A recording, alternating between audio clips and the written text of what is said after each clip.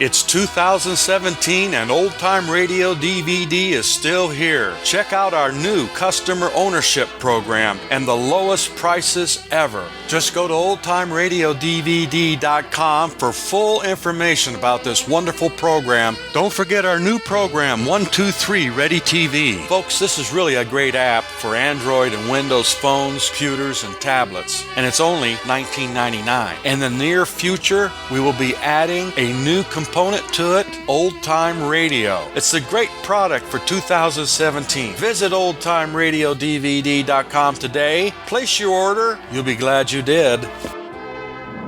One thing about marriage, folks. Many are made in heaven, but there are others that are unmade by the forced application of the vow, unto death do us part.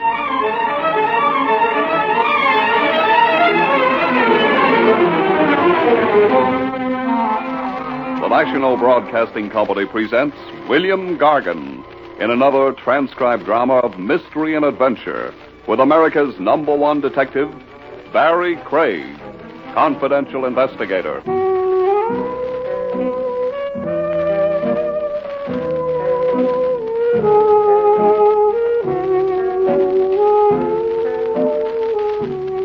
Barry Craig speaking. That's the name, Barry Craig. You rent an office on the 3rd floor of the old Mercantile Building. You've got a city license which says you're a confidential investigator. So most of your life you sit around and wait. Some of the guys in the business hire blondes and call them secretaries. Others confide in cab drivers, bend bartenders' ears, even buy dictating machines. Maybe it helps them forget that they're the loneliest guys in the world, because nobody really talks to you. The suspicious wives, the frightened parents, the desperate kids who walk into your office never even see you. To them, you're a license, a pair of ears, and sometimes a gun. Nothing human. And after a while, maybe you're not. It's open. How do you lock this door? There's a thing underneath the doorknob there. You slide it over. Oh, yeah. You're Barry Craig. Yeah. You're not doing very well, are you? I could write my name on the dust in your desk. What name would that be? Wilma Lord. How do you do, Miss Lord? Mr. Craig, have you ever killed anyone? Not for a fee. Would you answer a question about the weather? I don't know much about the weather. Why'd you lock the door behind you, Miss Lord? I can't have anybody see me here. There's a woman comes around a couple of times a week. I'll speak to her about the dust. Oh, that's not... I'm going to marry a man named John Waring. Uh-huh. He's older than I am, a lot older. It's a question of taste. He's rich. Sweetens the taste. We're going to be married in a few weeks. I want nothing to happen to that marriage. I'll hire you. Cupid Craig, with a $sign in front of the Cupid. What do you think might happen? Death. Something wrong with Waring's health? You've heard of murder, haven't you? I've heard of it. Whose murder, yours or Waring's? Who? The door's locked. Whose murder? I can't stay. Is there another way out? Back of the water cooler. Leads to the back hallway and the fire stairs. I'll phone you. Sure.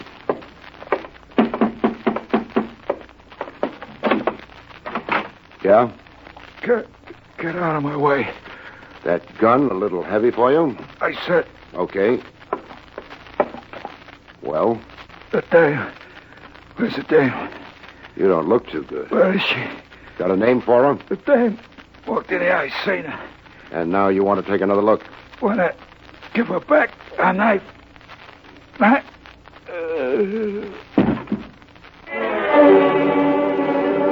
The floor stopped him.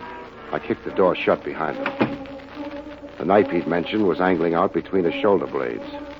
I didn't want anybody to confuse him with a client.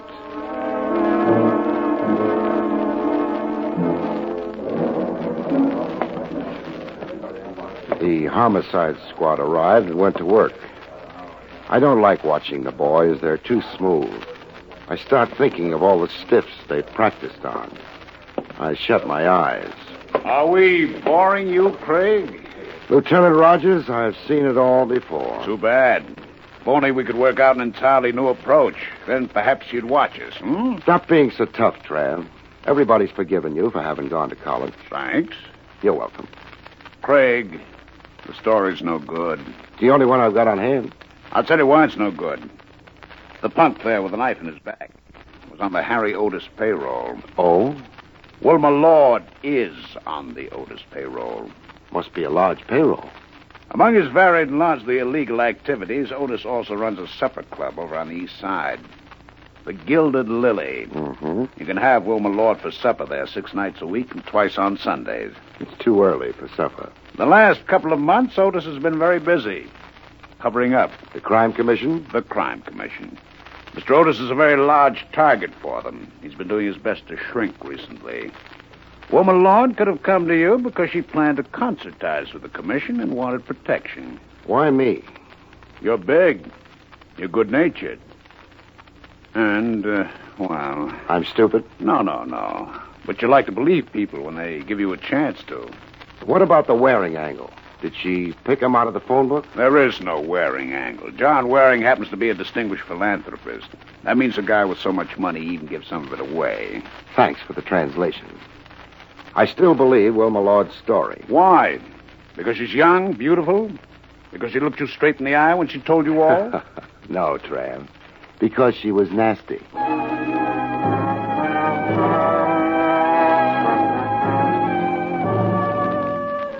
Homicide wound up and went away.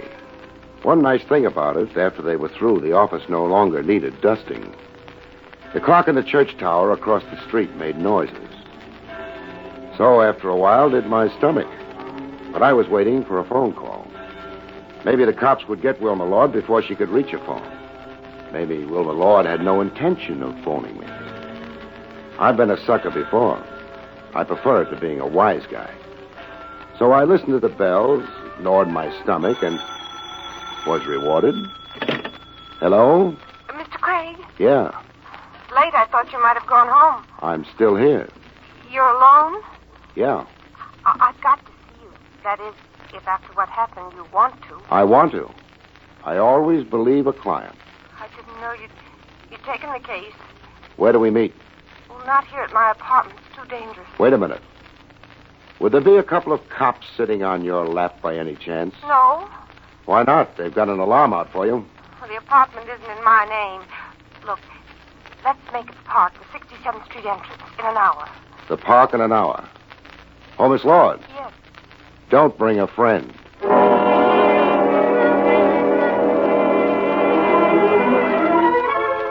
I locked the office door. Nothing in the office worth stealing, but this way, maybe I could tempt a burglar. I felt underprivileged. I'd never been burgled.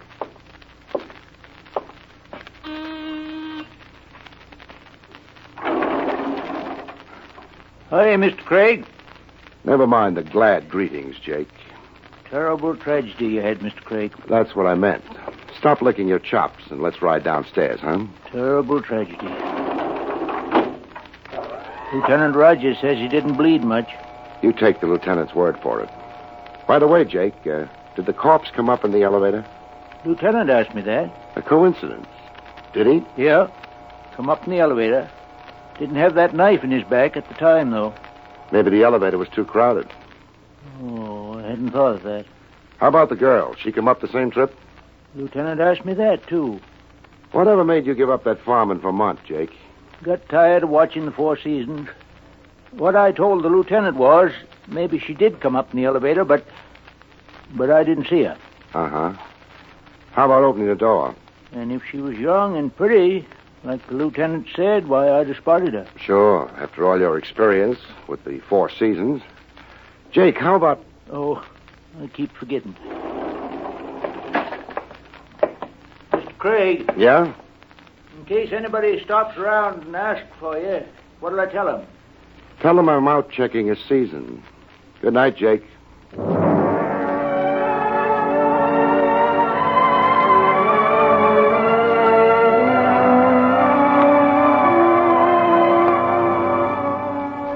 The park was close enough so I could take a couple of hamburgers aboard at Willie's wagon. A couple of hamburgers and a cup of the stuff Willie calls coffee.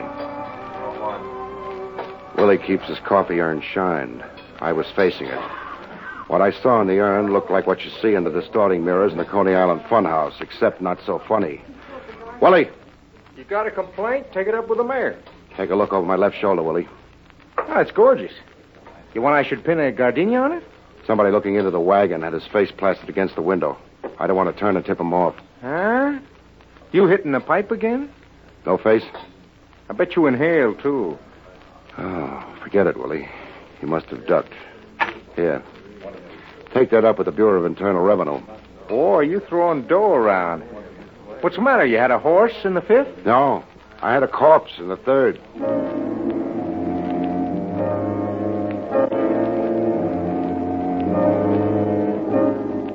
The park was half a dozen blocks over and west. I couldn't spot a tail on me, which didn't mean a thing. Good tails don't get spotted, especially working on me. I'm easy to keep in sight from a long way off. Nobody had moved the park around. The 67th Street entrance looked cozy and dark. I tossed a mental coin, came up heads, which meant I should go home and spend a few hours asleep. Then I cheated. I went on into the park. An investigator's job is a funny one. Either you play it hard and believe nobody, which is fine. It's safe. You stay out of trouble. Maybe after 10 years, you're growing ulcers because nobody likes you, but an ulcer never killed anyone yet. Or else you believe people. Then you've got trouble. You're not smart. Except maybe it's not a choice. Kept getting darker. Not a choice because it depends on the way you're built. The way I'm built, you stick your neck out. I did. Only warning was a slide of feet on the gravel path.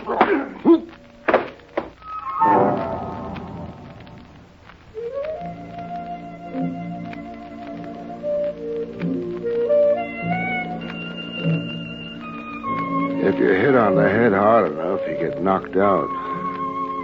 All you remember afterwards is getting up. It's a memory you're willing to trade cheap. The guy looks like he's returning to us, Mr. Otis. You might have fractured his skull, Beeper. Private eyes have got very thick skulls. All I know is I read about them all the time. Private eyes are always getting bopped on the skull. It don't bother him. It bothers me. Beeper, help the gentleman. Never mind. Mr. Craig. I've got a headache. I'm sorry Beeper is so enthusiastic. Send him over a little closer to me. I'll calm him down. I'm afraid not, Mr. Craig. Beeper is armed.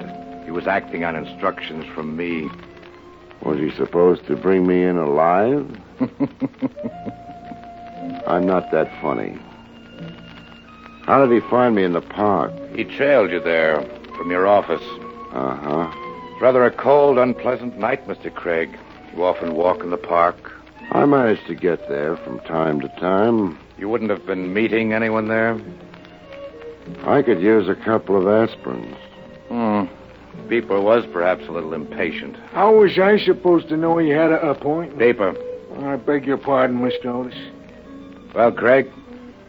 I could still use those aspirins. I see.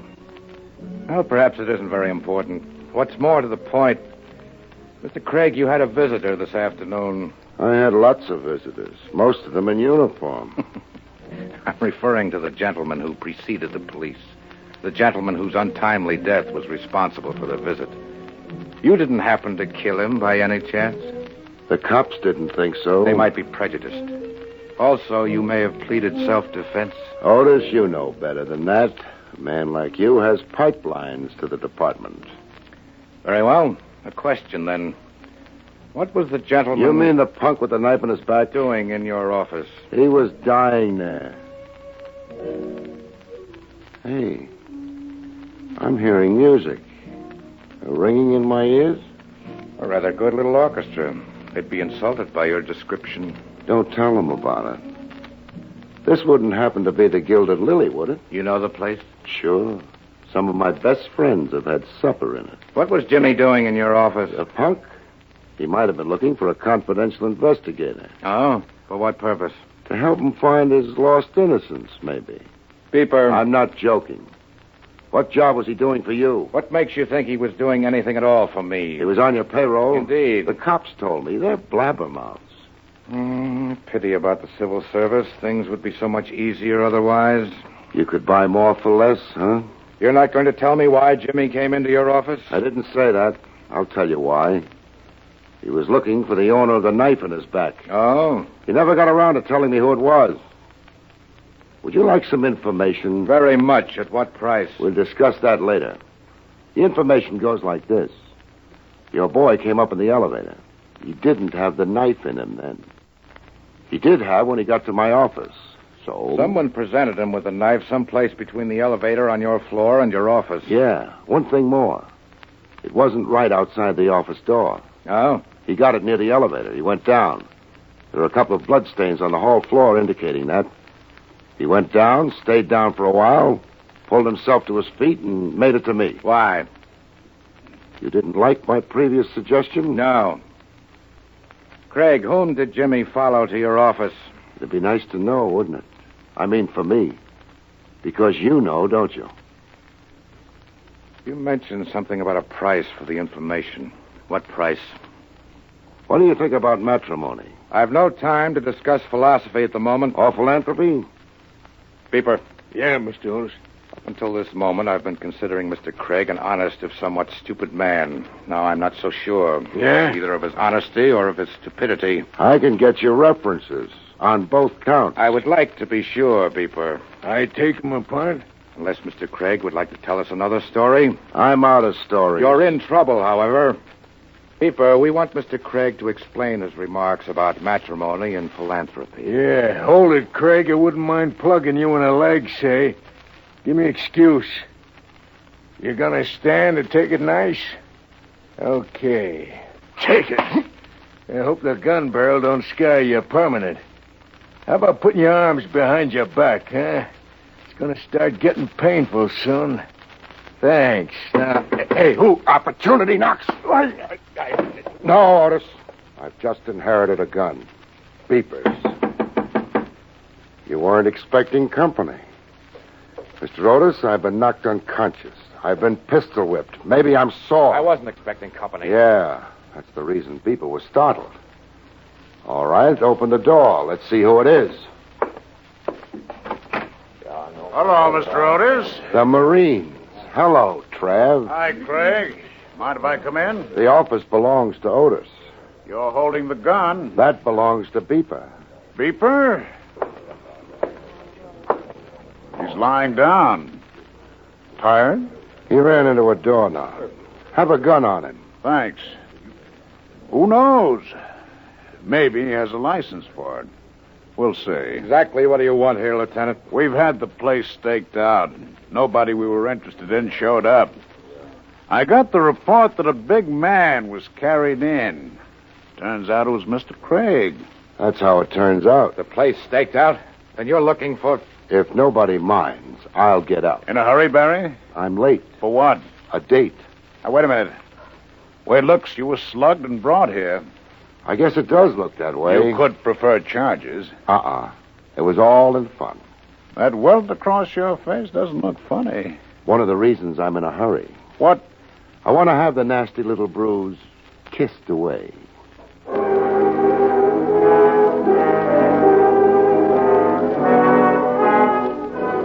Lieutenant Rogers didn't argue with me. He wanted conversation with Otis and Beeper. Nobody had mentioned Wilma Lord yet. Not Otis, not Trav. But they were thinking of her. So was I.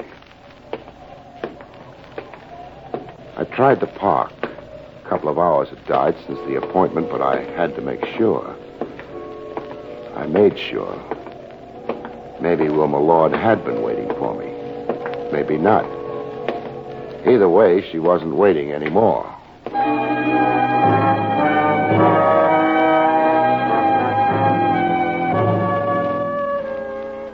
Trav would annoy Otis for a while. He had nothing to hold him on. He had nothing to hold Beeper on. For a while, Otis and Beeper would be busy with the lieutenant. After that, they might be busy about something else. I remembered Trav's definition of a philanthropist. I could use some money.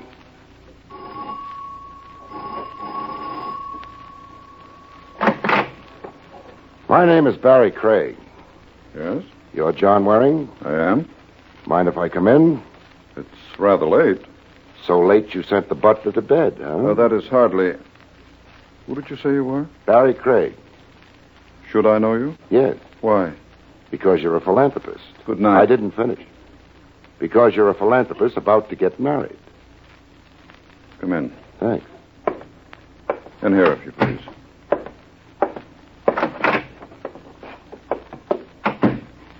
Now then. Your name is Barry Craig. You're a reporter, perhaps? Not exactly. Then why your interest in my... Marriage? I've been hired to make sure it goes through on schedule. Hired? By whom? Your fiancée. My... Didn't I use the right word? You mean Miss Lord? How many girls were you planning to marry? Mr. Craig, I permitted you to enter my home because you seem to know about my marriage. I didn't expect you to insult me. I'm sorry. Blood gets on my nerves. Blood? A man was murdered in my office today. Then that's why... That's why what? Nothing. This man was murdered. Had he any connection with... Your marriage? Yes. What do you think? I can't think anything about it. I'm confused. So confused you haven't thought of offering me a drink. I beg your pardon. Oh. Yeah, I could almost think you were expecting me. That's 2 glasses you've got sitting on that coffee table. With the drinks in them. One's rye by the color, the other... Mr. Craig, you're in my home. Looks like creme de menthe. A girl's drink. I suppose it's too much to expect the behavior of a gentleman from a confidential investigator. Yeah. We're the sordid type. I had an appointment with Miss Lord. She kept it, didn't she? Why don't we ask her? Ask? Nice drapes you've got. Pity they don't quite reach the floor. Now, look here, young man. Never mind, John. Hello, Miss Lord. Hello. Did you decide the park was too cold at this time of the year? What made you come here? You wouldn't be holding up in your apartment, listed in your name or not. The cops are bright nowadays. Well, where else would you duck for cover? It was simple. Lucky for me, it was simple. I get confused easy. what do you want? You hired me to do a job. I believed you. I always believe my clients. Sometimes I'm suckered, sometimes not. Because sometimes clients don't expect to be believed. I resent all this... Don't be in too big a hurry, Mr. Waring. Miss Lord was afraid that the marriage was going to be interrupted by murder. Murder? She didn't get around to telling me whose murder, yours or hers. Because another murder happened to somebody else. I didn't... Somebody on Harry Otis's payroll. Whose idea was this marriage? I asked Miss Lord to be my wife. And she said yes. Why? You don't have to laugh at me. Harry Otis. You were on his payroll, too, Miss Lord. The Crime Commission was getting ready to ask him questions about his business, his tie-ins with officials, his backers. I must ask you... You were going to say leave. Let's pretend it was explained. Wilma Lord's young. She's beautiful. Maybe she could have wrangled a marriage offer out of you anyway. But her working for Otis can't be a coincidence. Sure you asked her to marry you. After she told you she knew about your connection with Otis. My connection? Financial. Dollar bills don't have pedigrees on them. That's a shame. How many of the dollar bills making up your bank account came out of Harry Otis's dirty enterprises? This is absolutely unwarranted. No. Up until 5 minutes ago, it was a guess. A stupid guess. Because I couldn't figure any other reason for the whole deal. Now it's not a guess anymore. It's not a guess anymore. Hello, Otis. I've been expecting you. And the gun. That's nice. Beeper's outside with a gun, too. And the car? With the motor idling? Another stupid guess? Sure. The stupid ones give the most trouble. If you'd had brains enough, Craig, you'd have stayed out of this. I couldn't. I was hired. By Miss Lord. I had to, Harry. I was I afraid. had you set up. Waring was going to marry you, so you couldn't testify against him. Why'd you bury the knife in Jimmy's back? I didn't. I had him on you all the time. Would you have had any reason for killing him, Otis? What reason? Not even a stupid guess. Otis. Yes. This squabbling. It's unpleasant. And a waste of time. Meaning what? Whatever Miss Lord did or didn't do, Mr. Craig is now in a position to inform the Crime Commission of... Our business association? Yes. That would be disastrous. Not only for myself, but for you as well. I hesitate to suggest anything violent, but... But what choice have we got? Precisely. No, there's been... Shut up, Wilma. You've still got Jimmy's death to account for. Oh, you... Miss Lord, What? don't drink that. What are you talking about? You took my drink away. You in a hurry to die? The man is insane. Otis. Yeah, Otis, the man looking for a murderer. What was wrong with the drink? Another guess, a solid one this time. Wilma Lord's wanted by the police for the murder of your punk. Wilma Lord disappeared. Suppose she died in this house. Waring would have the body what? Buried? Burned? Either way, no more Wilma Lord. The cops would spend the next century looking for her. The case would be closed. Oh, no. Also, John Waring wouldn't have to marry her. He'd be rid of a witness against him. What he had in mind for you, Otis, I wouldn't know. But he had something in mind. Then he'd be free. He could go on being philanthropic. It's childish melodrama. Murder's melodrama, only it's not childish. Mr. Waring, when I walked in here, you asked me if I was a reporter. The gag being you'd never seen me, heard of me before. But a little later on, you said something about a confidential investigator not being a gentleman. He must have followed me, too. You said Wilma Lord had kept her appointment with me. How did you know? If she told you, you wouldn't have confused me with a reporter. If she didn't... Wait a minute. He was checking on her because he was planning to get rid of her. But your boy Jimmy spotted him on the third floor where my office is. Nobody else would have had any motive for killing him. Waring had to because it tipped his hand about his plan for the girl. Nonsense. Absolute nonsense. Then suppose you drink this, huh? I detest creme de menthe. Drink it, Waring. I shall leave now. I find this highly I said drink it. You're being a fool. A fool. Had to be done. It's done. The reason I knew the drink was poisoned. Take a sniff at it, Otis. Don't bother. A deep sniff. So sorry. Got it in your eyes. Thanks for the gun. You... Mustn't lose your temper. Waring killed Jimmy. Sure. But you had to kill Waring, didn't you? If you'd turned him over to the cops, he'd have blabbed. The Crime Commission. Beeper! Beeper? You know something, Otis? You must be a sinking ship.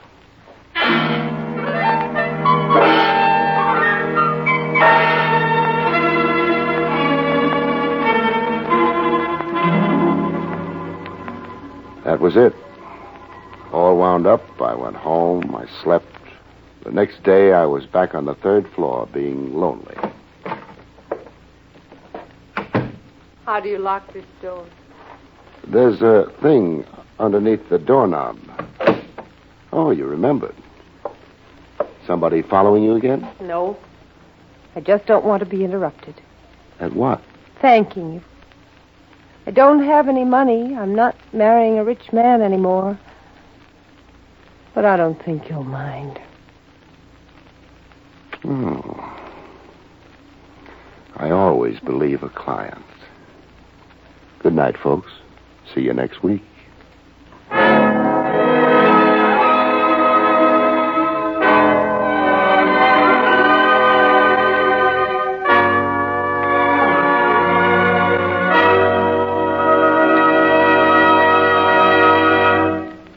You have been listening to William Gargan in another exciting transcribed mystery drama from the adventures of Barry Craig, confidential investigator.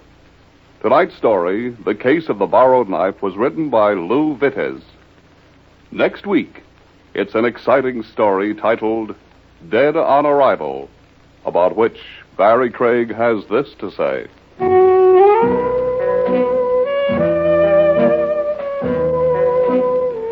Next week, I devote my time to a bashful blonde, an escaped lunatic, and a stone-cold corpse.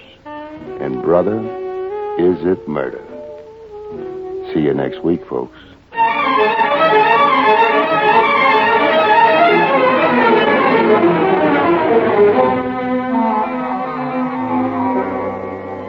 Featured in the role of Wilma was Elspeth Eric. Barry Craig, starring William Gargan, is under the direction of Hyman Brown. This is Don Pardo speaking.